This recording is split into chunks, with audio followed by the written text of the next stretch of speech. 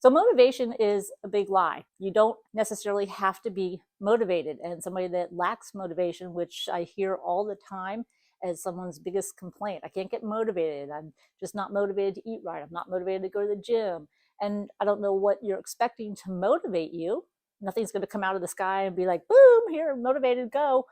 Motivation comes from yourself. Now, how do you get that? Well, you have to find that deep why. And we've talked about this in other podcast episodes where we go through how to find your one true deep why. And this is the thing that's going to get you up out of bed when you don't want to go to the gym. This is the thing that's going to help you make the right choice for food when you don't want to. And it's basically all about the mindset. And the mindset comes from knowing why a particular goal is important to you. So whether it's a weight loss goal or anything else, you need to know why it's important, and not just on that surface level, because everyone says, oh yeah, I know I need to lose weight, or, I want to lose weight because I want to look better or feel better or whatever. But those are so generic that they really don't give you that inspiration you need to get yourself to do what you need to do. Now I'm going to get into some examples in a little bit, but first let's talk a little bit about the why. The why is one of those things that you start with a goal. You say, why do I want to accomplish this? What is that going to give me? Well, when I accomplish that, what is that going to give me? And you just keep narrowing it down. I have a worksheet that I'll put a link to so you can work through it yourself. And it's really just a matter of asking the same question over and over until you get down to that one deep emotional feeling of why you want to achieve this. So a good example of this was I had a client who was going back to a family reunion. They do it like once every 4 years, like Christmas in July kind of thing. And this particular person was dreading it. They knew they wanted to lose weight, but they didn't really know what the deep why was. So we sat down and we worked it out. So we started with the regular goals and motivation. I want to get in shape so when I see my family, I look better. I want to feel better when I see my family. I want to have fun and be active when I see my family. And then we started whittling it down even more. Long story short, it turned into, I don't want to get on an airplane again with myself feeling uncomfortable in the seat where the seatbelt barely fits, where I feel like I'm almost taking up 2 seats. They told me it was embarrassing, it was uncomfortable, it was horrendous to them. So that was a very painful experience that they do not want to repeat. And that is the true deep why. So there's a big difference between saying, yeah, I want to lose weight so I can look good for my family, versus I want to lose weight because I do not want to get on an airplane and be bubbling over a seat, or not be able to put the seatbelt on, or be uncomfortable for a trip. So now we have that as the one true why. Now it's not enough just to have your one true why. There's another part of it. So let's just review very quickly that your true deep why is something that's meaningful to you. Now, it could be something where you are wanting to feel great about it, or something like in my client's case where you want to avoid some sort of pain. And most of the time, to be honest with you, doing something to avoid pain is much more motivating than saying, oh, I want to fit into a size 2 dress. There's reasons why, there's deep found reasons why you want to achieve these goals, and they're not always easy. And they might also require you to take some introspection and really think about what you want to get out of life and what you're doing, and if you're on the right path. Now, speaking of the right path, biggest complaint is I get off track and then I lose motivation and then we go all the way again. So how do you stay on track when you're working on your goals? So some people say, well, I like to get motivated by watching some YouTube, or I like to get motivated by reading something or listening to something. I like to be inspired by looking at pictures. Now, let's stop right there and compare what is motivation and what is inspiration. That's where a lot of times these words come together, and they're not the same thing. They're both good, but they are definitely not the same thing. So the difference between motivation and inspiration is that motivation tends to be something that you should do, not necessarily something that you feel is really important to you.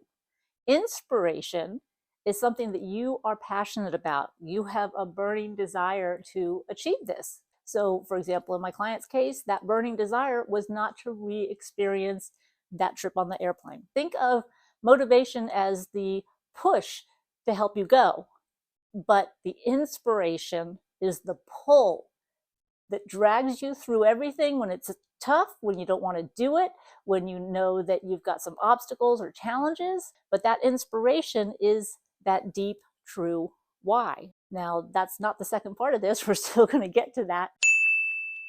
So maybe you say, hey, my goal is to lose weight, and you start on your path, and day 1 is great, day 2 is great, but by day 7, you're like, forget it. I don't want to do this anymore. But then if you think about that true why, that's going to help keep you going. But without it, you're right. You're just going to stop at day 7 and never turn back again.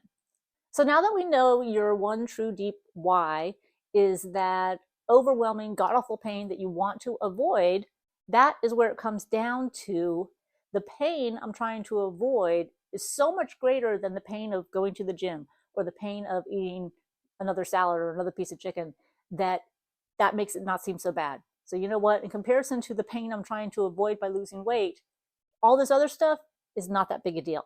So putting it in perspective would probably be one of the main differences between your motivation and your inspiration. So now we know your one big true why. We know the difference between motivation and inspiration, and I'm kind of assuming that we also have goals at this point. But here's still the one big secret that nobody tells you. Yay! The one big secret that nobody tells you that will make a huge difference in everything you do is that inspiration, just like motivation, is an ongoing process. It's constantly changing, and we have to adapt. If we don't, then we're just going to fall off track and never get back on. So what that means is that you need to regularly evaluate your inspiration and your motivation. So the push and the pull are working together. So whenever you feel the need to push yourself to do what you're supposed to do to reach your goals, well, that's telling you right there that you need to realign and refocus on your inspiration. It may be so far back that you thought about it that you don't remember how painful it was. And that's why it's very important to review what inspires you or what has made you want to do your big why thing. So realigning yourself with your inspiration and therefore staying motivated isn't complicated. It's just a matter of revisiting regularly that particular pain that inspired you to start this goal. And yes, it's going to make you feel uncomfortable, but that's okay, because that inspiration will spur the motivation. And that is how you get to where you actually complete your goal. You have to understand that you're going to have to look at it every day, possibly revise what your steps are to get to your goal. And that's okay. Nothing is ever perfect. Every day in life is never the same. So adaptability and refocus are the main keys to staying inspired and therefore staying motivated and accomplishing what you want.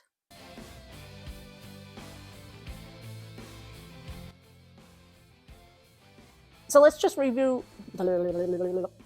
And they might also take such introspection.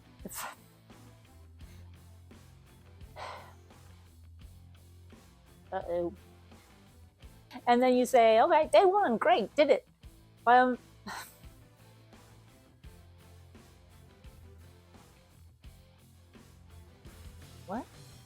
So what your true why is? Secret? Or do what one